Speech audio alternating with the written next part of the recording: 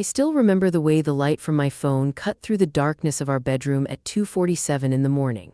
That blue-white glow, harsh and unforgiving, painting strange shadows across the ceiling fan that spun lazily above our bed. Connor was asleep next to me, his back turned, one arm dangling off the mattress like he'd collapsed mid-thought. His breathing was that heavy, rhythmic kind of sleep that only comes after a long shift and a beer or two. I should have been asleep too. I had to be up in 4 hours for my shift at the boutique, standing on my feet all day, smiling at women who tried on clothes they had no intention of buying. But something had kept me awake. Restless. That electric, restless feeling you get when your body knows something your brain hasn't caught up to yet. We'd been together for 6 years, married for 2.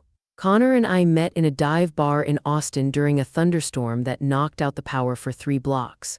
He'd been the one to light a candle on the table next to me, just a little tea light someone had left behind, and when the flame flickered across his face, I remember thinking, this is it. This is the one. He was a construction project manager, broad-shouldered, steady-handed, the kind of man who could fix a leaky pipe with his eyes closed but couldn't remember to buy milk even if you wrote it on his hand. We had a small house in the suburbs, a golden retriever named Daisy, and a joint checking account that we argued about in that loving, mundane way couples do. We were the picture of stability. The kind of couple our friends pointed to and said, "That's what I want." But that night at 2:47 I reached for my phone because I couldn't sleep and I needed something to quiet my mind. Maybe a stupid game. Maybe scrolling through Instagram, looking at pictures of people I hadn't spoken to since high school, wondering if they were as happy as they looked. Instead, my thumb hit the messaging app and there it was. A notification from a number I didn't recognize. No name, no contact photo, just a string of digits that didn't belong to anyone in my phone. The preview read, "I know this is late, but I can't stop thinking about you." My heart did that thing, that stomach drop, ice water in the veins thing that you read about in novels and think, oh, that's just dramatic writing that doesn't really happen. But it does happen. I felt the blood drain from my face, felt my fingers go numb, and I sat up slowly, carefully, so the mattress wouldn't shift and wake Connor. I stared at that message for what felt like an eternity, rereading it over and over, waiting for the context to make sense. Maybe it was a wrong number. Maybe some drunk guy texted his ex and typed one digit wrong. That happened, right? People texted wrong numbers all the time. I even had a friend who once got a message from a stranger in Ohio asking about a barbecue. It was a thing, it happened, but I knew. Somewhere deep, primal in the pit of my stomach, I knew it wasn't a wrong number. I knew because the message came in right after a group chat notification from Connor's work group, and the timing was too specific, too deliberate. I opened the thread and there it was. No previous messages. Just that one line, sitting in an empty conversation like a bomb waiting to go off. I scrolled up even though there was nothing to scroll, just that one message, and then I typed back, my thumbs shaking, my mouth dry. "Who is this?" I waited 3 seconds, 5 seconds, a whole minute of silence, and I could hear the blood pounding in my ears like a drum. The fan clicked with each rotation. Connor shifted in his sleep and muttered something incoherent, his hand twitching on the pillow. I froze, holding my breath, waiting for him to wake up and catch me in the act of something I hadn't even done yet. But he didn't wake. He never did. He was a heavy sleeper, always had been, and I used to love that about him. I used to love that I could crawl into bed at midnight after a shift and he wouldn't stir, just curl into me like a reflex, like his body knew I was there even when his mind was somewhere else. Now I hated it. I hated that he was so oblivious, so trusting, so utterly blind to the fact that his wife was sitting next to him with a phone that had just detonated their entire marriage. Another message came through. "It's me, I'm sorry. I shouldn't have sent that." My throat closed up. The words were so simple, so deliberately vague, but the tone was intimate, familiar. This wasn't a wrong number. This was someone who knew exactly who they were talking to, and they were trying to take it back because they realized they'd crossed a line. But they had already crossed it. The line was gone. I typed again, faster this time, my anger starting to push through the shock. "You need to tell me who this is right now, or I'm blocking you." The dots appeared, those 3 little dots that have become the harbinger of anxiety in the digital age.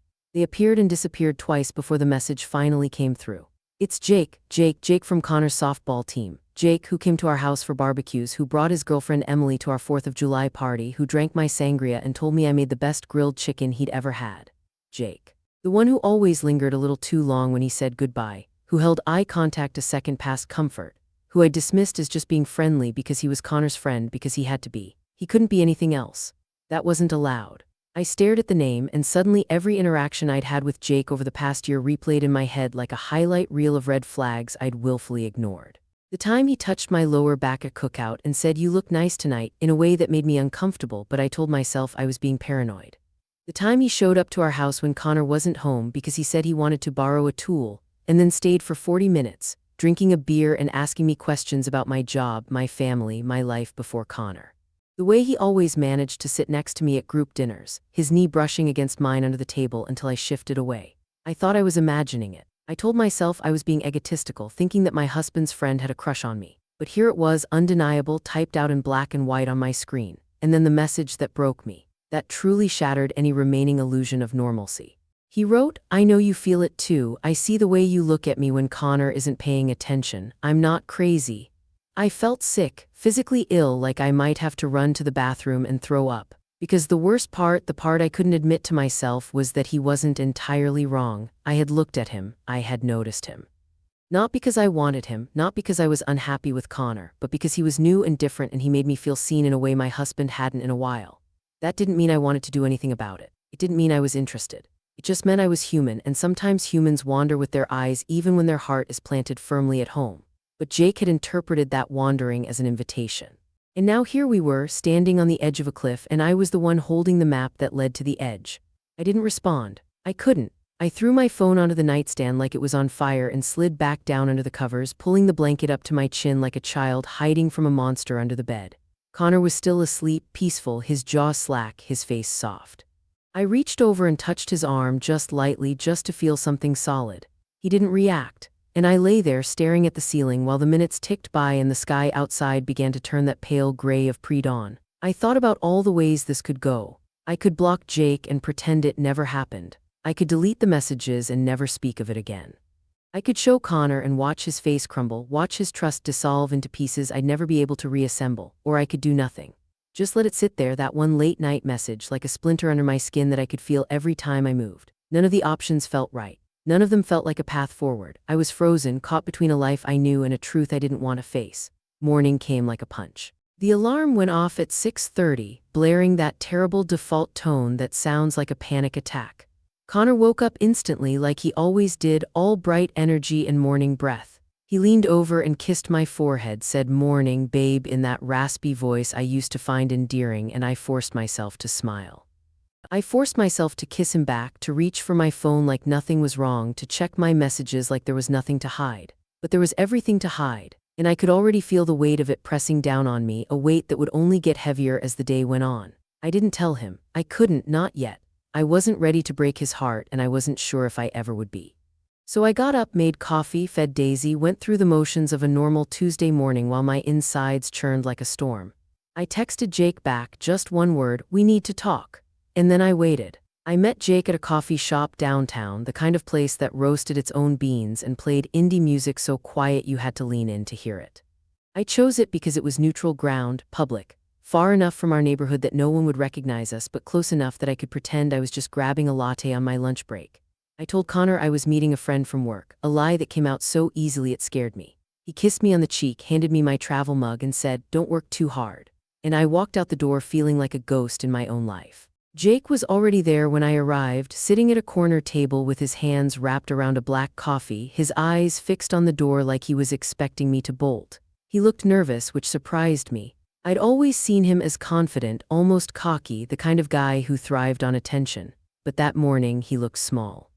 His shoulders were hunched, his jaw tight, and when I slid into the seat across from him, he wouldn't meet my eyes for a full 5 seconds. "I shouldn't have sent that," he said before I even had a chance to speak. His voice was low, urgent, like he'd rehearsed the apology 100 times in his head. "I know I shouldn't have. I was drunk and I was stupid, and I'm sorry. I'm so sorry." I didn't say anything. I just sat there, my iced coffee sweating in my hands, watching him squirm. Part of me wanted to scream at him, to demand an explanation for why he thought it was okay to blow up my marriage because he couldn't keep his feelings to himself. But another part of me, the part I hated, was curious. I wanted to know how long he'd felt this way. I wanted to know if there was something I'd done, some signal I'd unconsciously sent that had made him think I was available. "How long?" I finally asked. My voice came out steadier than I expected. "How long have you been thinking about me?" He flinched, ran a hand through his hair, that messy brown hair that always looked like he'd just rolled out of bed. "A while," he admitted. "Since last summer, maybe. The 4th of July party at your place. You were wearing that yellow sundress and you were laughing at something Connor said, and I couldn't stop looking at you. I know that's pathetic. I know you're married. I know he's my friend. Believe me, I've beaten myself up over this more times than I can count." I remembered that dress. It was old, faded, the kind of thing you throw on when it's too hot to think. I remembered feeling sweaty and tired and overwhelmed by the crowd in our backyard. I didn't remember Jake staring at me, but now that he said it, I could picture it. The way he'd lingered by the grill, the way he'd handed me a plate before I asked, the way he'd told me I looked radiant, and I'd laughed it off because who says radiant at a barbecue? You should have kept it to yourself, I said, and I meant it. I meant it with every fiber of my being. You should have let it die. There was no reason to send that message, no reason to put this on me. I know. He leaned forward, his eyes finally meeting mine. They were green, I realized. I'd never noticed that before. They were green and intense and full of something that looked dangerously like hope. I know, and I'm sorry, but I couldn't stop thinking about you. I tried. I tried dating other people. I tried focusing on work. I even tried going to therapy for God's sake, but nothing worked. Every time I saw you, every time you smiled at me, I felt like I was drowning. And that night I was alone. I'd had too much to drink, and I just sent it before I could talk myself out of it. I wanted to feel angry. I wanted to feel righteous indignation, to stand up and walk out and never speak to him again. But instead, I felt something else, something softer.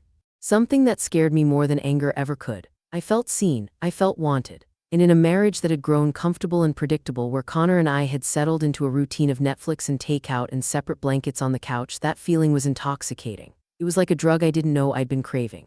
I can't do this, I said, but my voice wavered. It wasn't a conviction, it was a question. Jake must have heard it too, because he reached across the table and took my hand. His fingers were warm, calloused, completely different from Connor's soft office worker hands. I should have pulled away. I should have told him to keep his hands to himself, but I didn't. I let him hold my hand in that crowded coffee shop with strangers milling around us, oblivious to the fact that a marriage was teetering on the edge of ruin. I'm not asking you to leave him, Jake said, his voice barely above a whisper. I'm not asking you to do anything you don't want to do, but I had to tell you the truth. I had to know if there was any part of you that felt the same way, because if there is, I don't want to spend the rest of my life wondering what if. I pulled my hand away, slowly, deliberately, like I was handling a fragile object. You don't get to do that, I said. You don't get to put that on me. I'm married, I love my husband, I made a vow. I know. His face crumbled, and for a second I almost felt sorry for him. I know, and I'm not trying to make you break that vow. I needed you to know, that's all. I needed you to know that someone out there sees you, really sees you, not as a wife, not as a convenience, but as a person who deserves to be wanted. I left after that. I stood up, grabbed my coffee, and walked out of that coffee shop without looking back. But his words stayed with me. They echoed in my head as I drove back to work, as I folded sweaters and rang up customers, as I smiled and nodded and pretended the world was the same as it had been 24 hours ago. Someone sees you, really sees you. When was the last time I felt that with Connor?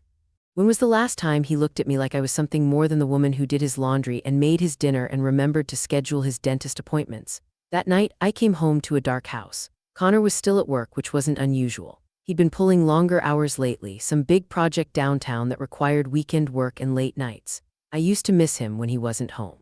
I used to text him, send him pictures of Daisy, count the minutes until he walked through the door. But that night I was relieved. I needed space. I needed to think without his warm arms wrapping around me, without his easy smile making me forget why I was upset in the first place. I poured myself a glass of wine and sat on the couch, Daisy curled at my feet, and I scrolled through my phone. Jake's message was still there at the top of my inbox. I hadn't blocked him, I hadn't deleted it. I'd told myself I was saving it for evidence in case I needed to prove to Connor that I hadn't initiated anything. But that was a lie. I was saving it because I couldn't stop reading it. I couldn't stop feeling the thrill of it. I couldn't stop wondering what it would be like to be with someone who wanted me so badly they risked everything to tell me. I hated myself for it. I hated the part of me that was flattered, the part that felt alive for the first time in months. Connor and I had been together so long that we'd forgotten how to date each other. We'd forgotten how to flirt, how to surprise each other, how to make each other feel special. We were roommates with a marriage certificate, sharing a bed and a dog and a mortgage, but somehow losing the connection that had brought us together in the first place. And maybe that was normal. Maybe that was just what happened after 6 years. But sitting there in the dark with Jake's words burning in my memory, I realized I didn't want normal. I wanted to be wanted. I wanted to be seen. I wanted to feel like I mattered to someone, not as a default, but as a choice.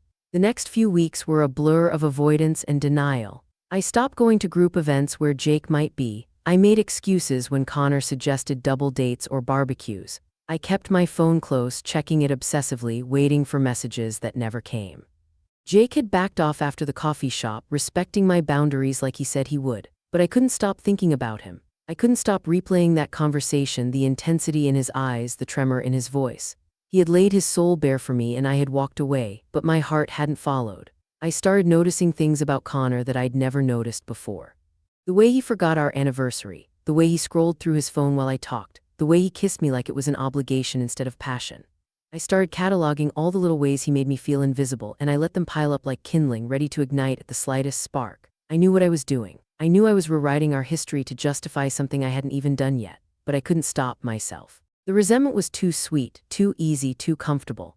And then one Friday night, Connor came home with flowers, not roses, not anything romantic, just a bundle of grocery store daisies that looked like an afterthought. He handed them to me with a sheepish grin and said, "I know I've been distant lately. I'm sorry, I want to make it up to you. Let's go out this weekend, just the two of us."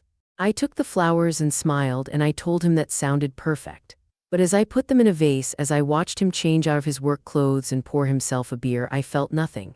No warmth, no gratitude, just a hollow emptiness where love used to live. And I knew in that moment that something had shifted inside me, something that couldn't be undone.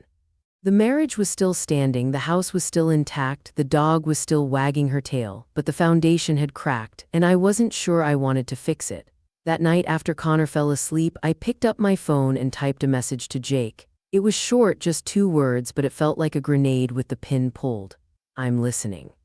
The weeks that followed were like walking through a dream where gravity didn't quite work the same way. I'd text Jake during my lunch breaks, hiding my phone under the counter when customers walked in, my heart racing like a teenager sneaking around behind her parents' back. We'd send each other memes and songs and little observations about our days, mundane things that somehow felt charged with meaning because they were secret. Every notification made me jump. Every time Connor glanced at my screen, I felt a cold wash of panic that I'd learned to mask with a casual smile and a quick swipe to the home screen. I was becoming an expert at lying, and the worst part was how natural it felt. How easy it was to look my husband in the eye and tell him I'd had a boring day when I'd spent hours tangled in a web of flirtation with his friend. Jake and I met again, this time at a park on the edge of town, a place where nobody knew us and the trees were thick enough to give us privacy. It was a warm afternoon, the kind of Texas spring day that makes you forget the brutal summer waiting just around the corner. We walked along a path that wound through wildflowers and oak trees, and I told myself it was just a walk, just 2 friends catching up.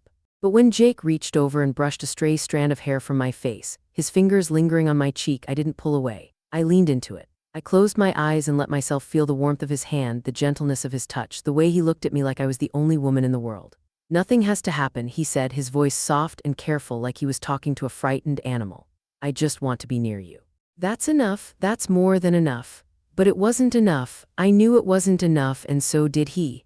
The tension between us was electric, charged, the kind of energy that crackles in the air before a thunderstorm. We sat on a bench overlooking a small pond, and I told him things I'd never told anyone. I told him about my childhood, about my parents' bitter divorce, about the way I'd always felt like I was competing for love that never came easily. I told him about the miscarriage I'd had 2 years into my marriage, the one Connor and I never talked about because it was too painful, because he'd retreated into work and I'd retreated into silence.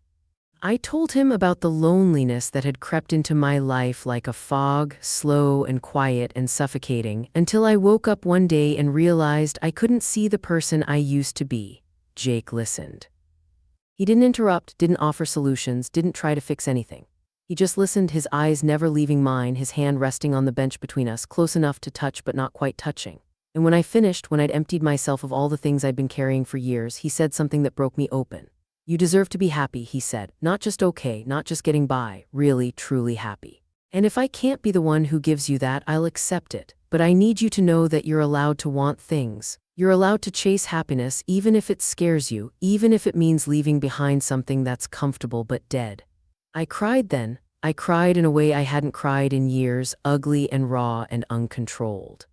Jake pulled me into his arms and held me, his chin resting on top of my head, his heart beating steady against my cheek. I felt safe in his arms. I felt seen, and I felt guilty, so guilty because I knew I was betraying Connor with every breath I took. But the guilt wasn't strong enough to make me stop. It wasn't strong enough to make me pull away. When I got home that night, Connor was waiting for me with dinner on the table. He'd made my favorite, chicken parmesan, and he'd lit candles and put on music, and Daisy was wearing a ridiculous little bow tie that he'd ordered online as a joke. I stood in the doorway frozen, my heart splintering into 1,000 pieces because he was trying. He was really, genuinely trying. And I was standing there with Jake's scent on my clothes and his words echoing in my head, and I couldn't even look my husband in the eye. "Everything okay?" Connor asked, his brow furrowed with that familiar worry lines that had become permanent over the years. "You look tired." I'm fine, I lied. Long day, you know how it is. He nodded and pulled out my chair, and I sat down and ate his chicken parmesan, which was actually pretty good, and I smiled and laughed at his stories about the guys on his crew, and I pretended like I wasn't falling apart inside. That became my new normal. Pretending, smiling through the cracks, going through the motions of a wife who was present when her mind was somewhere else entirely. The affair, if you could even call it that, progressed slowly. Jake never pushed me, never demanded more than I was willing to give. He told me he would wait forever if that's what it took, and I believed him. But waiting wasn't enough for me anymore. I needed to feel alive. I needed to stop being the woman who settled for comfort and start being the woman who chased passion, even if it meant burning everything to the ground. So one night after Connor had gone to bed early, I drove to Jake's apartment. I didn't text him. I didn't call. I just showed up, my heart pounding, my hands shaking, and I knocked on his door. When he opened it, his hair tousled and his eyes half closed with sleep, I didn't say anything. I just walked inside and I kissed him. And he kissed me back, and it was everything I'd been missing. It was fire and hunger and desperation and need. It was the opposite of comfortable. It was terrifying, and I wanted more. We didn't sleep together that night. We almost did, but I stopped us because I wasn't ready, because I couldn't cross that final line without knowing what it meant. But we lay on his couch together, his arms wrapped around me, his breath warm against my neck, and I felt like I was floating, like nothing else existed. Like Connor and our house and our marriage were just a distant memory, something that belonged to another life. I stayed until almost 3 in the morning. When I finally drove home, the streets empty and silent, I felt like I was returning from another dimension. I crept into bed next to Connor, who hadn't even stirred, and I lay there staring at the ceiling, listening to him breathe, feeling the weight of what I'd done pressing down on my chest. I hadn't slept with Jake, not technically, but I had kissed him. I had let him hold me. I had told him I was falling for him, and he had told me he was already there, and that felt like betrayal. That felt like cheating, even if my body was still technically faithful. My heart, my mind, my soul, they belonged to someone else now, and I didn't know if I could ever get them back. The next morning, Connor made pancakes. He always made pancakes on Sundays, a little tradition we'd started years ago when we were too broke to go out for brunch. He was humming, flipping them in the air with that goofy grin he got when he was proud of himself, and Daisy was begging for scraps at his feet. I sat at the kitchen island watching him, and I felt such a profound sadness that I almost couldn't breathe. This was the man I'd chosen. This was the life I'd built. And I was about to throw it all away because I'd let myself fall for a fantasy, a dream, a version of happiness that might not even be real. But then I thought about Jake.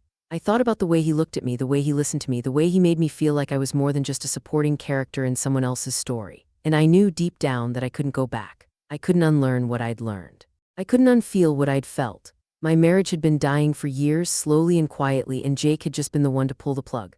I told Connor that afternoon. I sat him down on the couch, held his hands, and I told him everything. I told him about the message, about Jake, about the coffee shop and the park and the night I'd driven to Jake's apartment. I didn't leave anything out. I owed him that much. I owed him the truth, even if it destroyed him. He didn't scream, he didn't cry, he just stared at me with this hollow, empty look, like I'd reached into his chest and pulled out his heart and shown it to him still beating.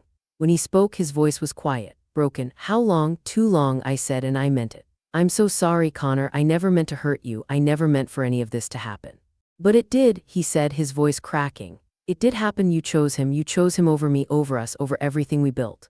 I didn't have an answer for that, because he was right. I had chosen Jake, not in a single moment, not in a single decision, but in 1,000 small choices that added up to something irreversible. I had chosen to text him back. I had chosen to meet him.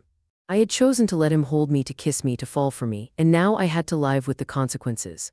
Connor left that night. He packed a bag and went to stay with his brother, and he told me he needed space, time to think, time to figure out if there was anything left worth saving. I watched him go, and I didn't stop him. I couldn't. I'd done enough damage. I'd caused enough pain. The only thing I could do was let him go and hope that someday maybe he'd find a way to forgive me. That night, I sat alone in the house we'd bought together, the house we'd painted and decorated and filled with memories, and I called Jake. I told him what had happened, and he was quiet for a long time. Then he said, "I'll be there in 10 minutes. And he was. He showed up at my door with his arms open, and he held me while I cried, and he told me it would be okay. He told me we would figure it out. He told me he loved me, and in that moment I believed him. I believed that we could build something new, something better, something that wouldn't fall apart like my marriage had. I was naive. I was desperate. I was so caught up in the thrill of being wanted that I couldn't see the cracks forming beneath my feet. But I'd learn.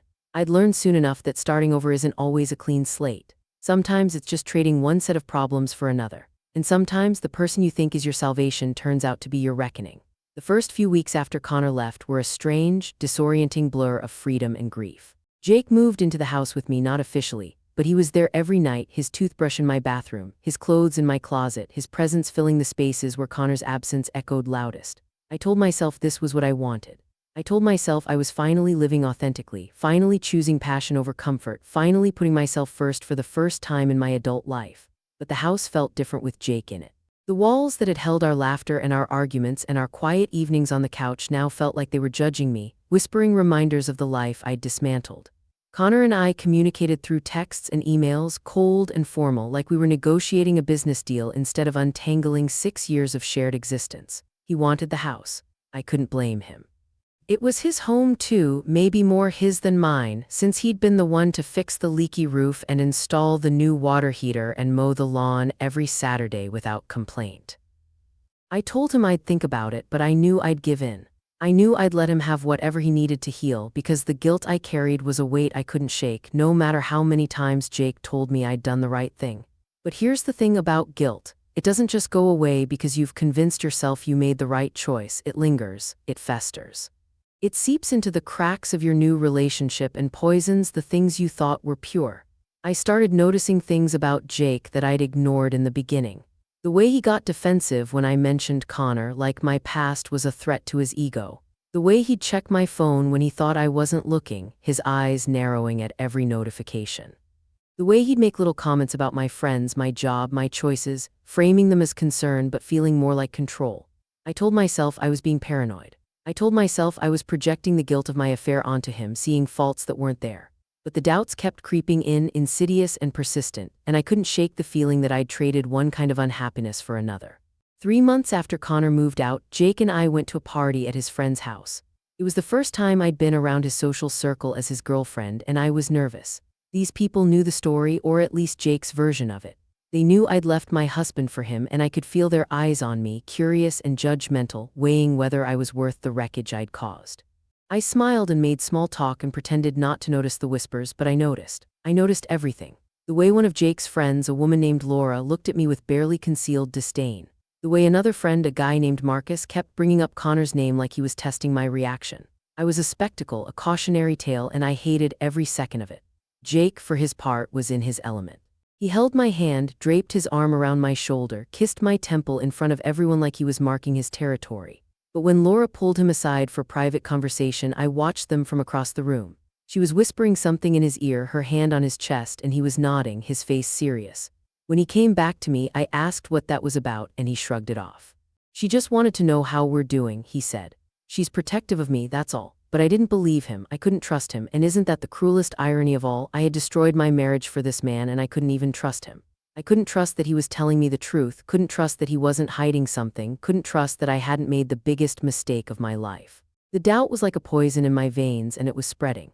That night after we got home, I asked him directly, "Did you sleep with Laura?" He laughed. He actually laughed like I'd told a joke. "Are you serious? Laura, she's like a sister to me. I've known her since college. Nothing has ever happened between us." "Then why did she look at me like that? Why did she pull you aside? Why are you being so defensive?" His face changed. The laughter disappeared, replaced by something harder, colder. "I'm not being defensive," he said, his voice clipped.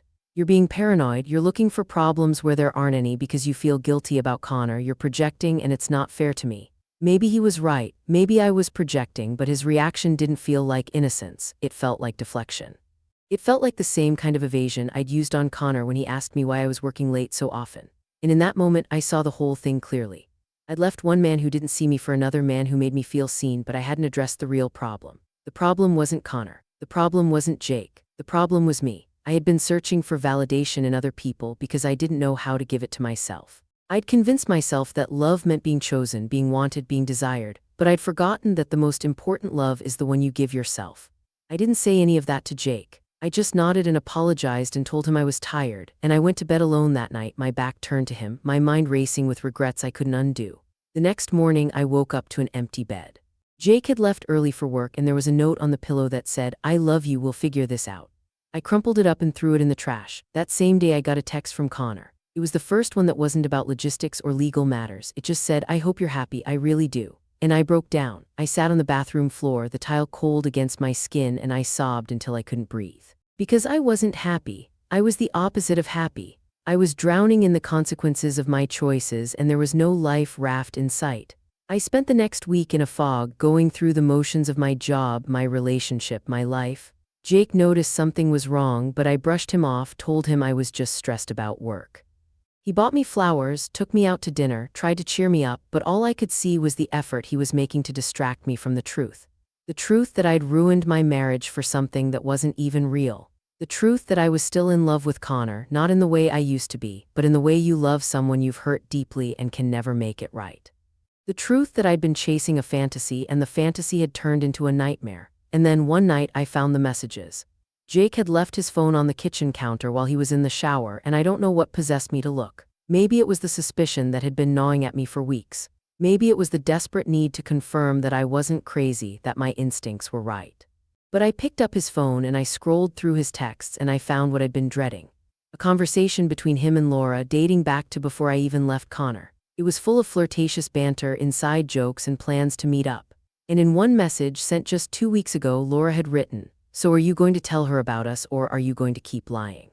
I read that message over and over, my vision blurring with tears, my hands shaking so badly I almost dropped the phone. Jake had been cheating on me. Jake, the man I'd left my husband for, the man who'd promised me forever, had been sleeping with Laura the entire time. Our entire relationship had been built on a foundation of lies, and I'd been too blinded by my own guilt and desperation to see it. When he came out of the shower, I was sitting on the couch, his phone in my hand, my face wet with tears. He saw the look on my face and his own face went pale. "I can explain," he said, but I didn't want to hear it. I didn't want to hear excuses or apologies or any of the same hollow words I'd once used on Connor. I just wanted him gone. "Get out," I said, my voice flat empty. "Get out of my house and don't ever come back." He tried to argue. He tried to tell me it wasn't what it looked like, that Laura meant nothing, that I was the only one he truly loved. But I'd heard it all before. I'd heard it from myself when I was trying to justify my own betrayal, and I knew how hollow it was. I knew how easily words could be twisted to serve a selfish purpose. I didn't have the energy for his lies. I just wanted him to leave, and eventually he did. He packed his things, his clothes, his toothbrush, all the pieces of himself he'd inserted into my life, and he walked out the door. I watched him go, and I didn't feel relief. I didn't feel anger. I just felt empty, like I'd been scraped clean of everything that made me human. I was alone again, truly alone. Connor was gone, Jake was gone, and I was left with nothing but the wreckage of my choices. I sat in the house that was no longer mine, surrounded by memories that felt like ghosts, and I wondered how I'd gotten here. How had I let my life spiral so far out of control? How had I convinced myself that betrayal was the path to happiness? I didn't have the answers. I didn't have anything. All I had was the silence and the weight of everything I'd lost. I thought about calling Connor, about begging him to take me back, about telling him I'd made a terrible mistake. But I knew I didn't deserve that. I'd hurt him too deeply. I'd broken something that could never be fixed. The only thing I could do now was try to rebuild myself from the ground up, piece by broken piece. It wasn't going to be easy. It wasn't going to be quick, and I knew that some parts of me would never be the same. But sitting there in the ruins of my old life, I made a promise to myself. I would never let another person define my worth. I would never again chase validation at the expense of my integrity. I would learn to stand on my own, even if it meant standing alone. That night, I packed my own bags. I left the house that had been my home, the keys on the counter, a note for Connor telling him he could have everything. I didn't know where I was going. I didn't have a plan. But I knew I needed to start over, and I needed to do it somewhere far away from the wreckage I'd created. I drove through the night, the highway stretching out before me like an uncertain future. The radio was off, the windows down, the wind whipping through my hair. I didn't know what came next. I didn't know if I'd ever find the peace I was searching for. But for the first time in months, I felt something other than guilt and regret. I felt hope, tiny and fragile but real. I was done running from myself. I was done letting other people define who I was. I was going to find my own way, no matter how long it took, and maybe, just maybe, that was enough to start. I ended up in a small town about 4 hours north of Austin, a place called Willow Creek that I'd never heard of until I saw the exit sign and decided on a whim to take it. It was the kind of town that had one main street, one diner, one gas station, and more churches than grocery stores. The kind of place where everybody knew everybody and strangers were met with curious smiles and questions about where you came from. I rented a tiny apartment above a hardware store, a cramped space with creaky floors and a window that looked out onto the roof of the building next door. It wasn't much, but it was mine. And for the first time in months, I could breathe. The first few weeks were hard, harder than I'd expected. I'd wake up in the middle of the night, disoriented, reaching for a body that wasn't there. I'd catch myself reaching for my phone to text Connor about something mundane, only to remember that he wasn't my person anymore. I'd see a couple holding hands on the street and feel a pang of longing so sharp it almost knocked the wind out of me.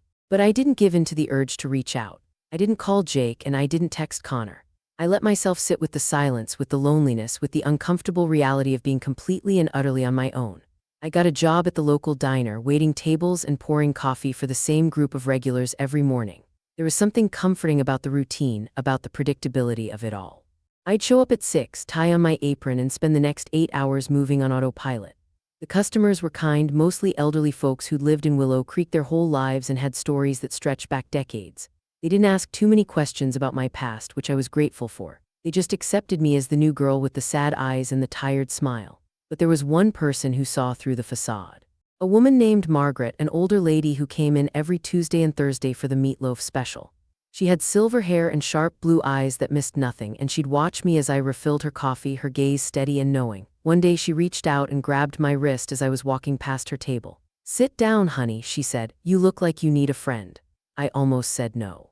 I almost made an excuse about having tables to clean or orders to fill. But something in her voice, something maternal and warm, made me pull out the chair and sit across from her. She didn't pry. She didn't ask me what I was running from. She just told me about her life, about her late husband who died of a heart attack 10 years ago, about her children who'd moved to the city and rarely visited, about the loneliness that had become her constant companion. She talked and I listened, and by the end of her meal I felt lighter than I had in months. "You can't outrun your mistakes," she said as she was putting on her coat to leave. "But you can learn to live with them. You can learn to forgive yourself. That's the hardest part, forgiving yourself." I nodded, not trusting myself to speak. She patted my hand and walked out, leaving me alone with my thoughts and a coffee that had gone cold. That night I went back to my tiny apartment and did something I hadn't done in a long time. I sat down and wrote a letter to Connor. Not an email, not a text, an actual letter on actual paper. I wrote about everything I'd been too afraid to say. I told him I was sorry, not just for the affair, but for all the years I'd let our marriage wither while I stood by and watched. I told him about the loneliness I'd felt, the way I'd convinced myself that he didn't see me, that I was just a fixture in his life instead of a priority. I told him I didn't expect his forgiveness, that I didn't even deserve it, but that I needed him to know that I'd finally started to understand what I'd done.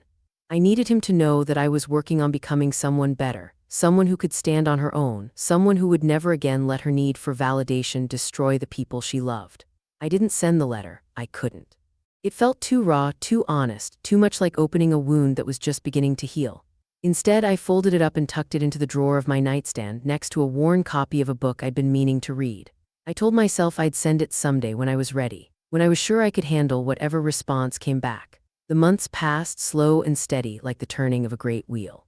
I started to build a life for myself in Willow Creek. I made friends with the other waitresses, women who'd lived in the town their whole lives and had the kind of easy camaraderie that came from years of shared history. I started going to the local farmers market on Saturdays, buying fresh vegetables and talking to the vendors about their crops. I even adopted a stray cat that had been hanging around the dumpster behind the diner, a scruffy orange tabby with a missing ear and a fierce independence that reminded me of myself. I didn't think about Jake much anymore. The anger had faded, replaced by a dull ache that was more disappointment than heartbreak. I'd been so convinced that he was my salvation, the answer to all my prayers, but he was just another flawed human being as broken and selfish as I was. I didn't hate him. I couldn't. Hating him would have meant caring, and I'd spent too much energy caring about people who didn't deserve it. But I thought about Connor constantly. Not obsessively, not with the desperate longing I'd felt in the beginning, but with a quiet, persistent presence in the back of my mind.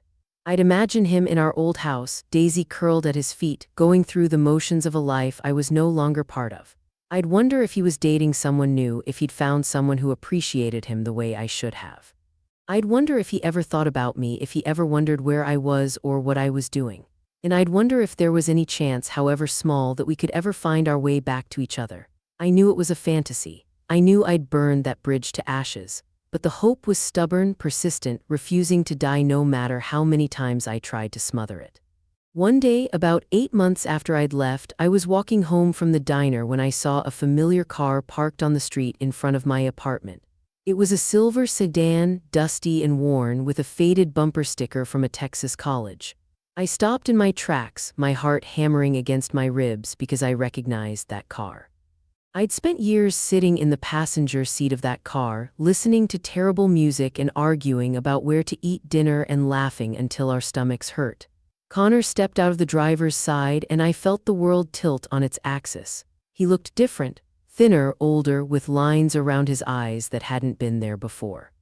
But his smile was the same, that crooked, uncertain smile that had made me fall in love with him all those years ago. He was holding a bouquet of wildflowers, the kind you could pick from any roadside ditch, and he looked as nervous as I felt.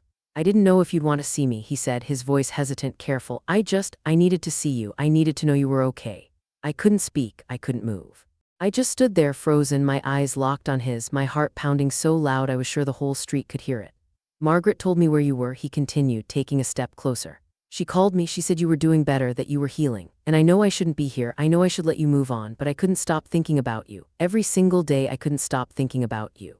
I felt tears prick at my eyes, hot and sudden. "Connor, let me finish," he said, his voice cracking. "I've had a lot of time to think. About us, about what happened, about everything, and I was angry for so long. I was so angry at you, at Jake, at the whole damn world, but I'm not angry anymore. I'm just sad because I lost you, and I don't want to be sad forever. I don't want to let what happened define the rest of my life." He was standing right in front of me now, close enough to touch. I could smell his cologne, the same one he'd worn for years, and it brought back a flood of memories so intense I almost gasped. "I'm not saying I forgive you," he said softly. "Not yet, maybe not ever, but I'm willing to try. I'm willing to see if there's anything left of us worth saving, if you are." I looked at him, this man I'd loved and lost and hurt and abandoned. I looked at the flowers in his hand, the hope in his eyes, the vulnerability in the set of his shoulders. And I realized that I'd been given something I never thought I'd have, a second chance. I threw my arms around him and held him tight, feeling his arms wrap around me in return, feeling the steady beat of his heart against my chest. I cried into his shoulder, ugly and messy and unashamed, and he held me through it all. "I'm so sorry," I whispered. "I'm so sorry for everything. I was so lost and I took it out on you and you didn't deserve any of it." "I know," he said, his voice thick with emotion. "I know you're sorry and I know it's going to take time, a lot of time, but I'm willing to try if you are." I pulled back and looked at him, really looked at him. He was still the man I'd married, but he was different too, softer, more open. He'd been broken by what I'd done, but he'd found a way to piece himself back together, and he was standing in front of me, offering me a chance I didn't deserve. I took his hand and led him up the stairs to my apartment, the tiny, cramped space above the hardware store. I made him coffee and we sat on my worn-out couch talking for hours. We talked about everything and nothing, catching up on the months we'd spent apart, filling the silence with words that had been waiting too long to be said. It wasn't a fairy tale. It wasn't a clean, easy reunion. There was still pain, still anger, still a mountain of trust that needed to be rebuilt, but we were both willing to do the work. We were both willing to try, and that, I realized, was enough. That was all I'd ever needed. The sun set over Willow Creek, painting the sky in shades of orange and pink, and I sat on that worn-out couch with Connor's hand in mine, and for the first time in a long time I felt at peace. I didn't know what the future held. I didn't know if we'd make it. But I knew that I was finally ready to face whatever came next, not as the broken woman who'd run from her mistakes, but as someone who'd learned to stand on her own. I'd spent so long searching for happiness in other people, in other places, in other versions of myself. But in the end, I'd found it in the most unlikely place, in the quiet courage to keep going even when everything felt hopeless, in the willingness to forgive myself even when I didn't deserve it, in the love of a man who'd seen me at my worst and still showed up at my door with wildflowers in his hand. I didn't know if Connor and I would make it. I didn't know if we'd ever truly heal the wounds we'd inflicted on each other, but I knew that I was finally ready to try. I was finally ready to be the person I should have been all along, and that was the beginning of everything.